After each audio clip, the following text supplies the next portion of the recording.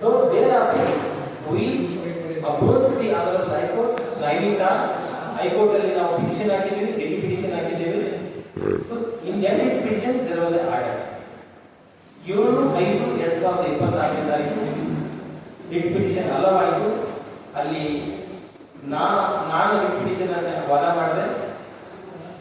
ಅಲ್ಲಿ ಎದುರುಗಾರರಲ್ಲಿ ಕೆಕೆಟಿಸಿ ಕಮಿಟಿಯವರು ಇದ್ರು ಮತ್ತು ಯಾರು ವಿಮರ್ಶಕರು ಅನೌನ್ಸ್ ಮಾಡಿದ್ರಲ್ಲ ಕೇದಾರ ಪೀಠದ ಉತ್ತರಾಧಿಕಾರಿ ನೆಕ್ಸ್ಟ್ ಅಂತ ಅವರು ಮತ್ತು ವಿಮರ್ಶಕರು ಅವರು ಎದುರುಗಾರರು ಇದ್ರು.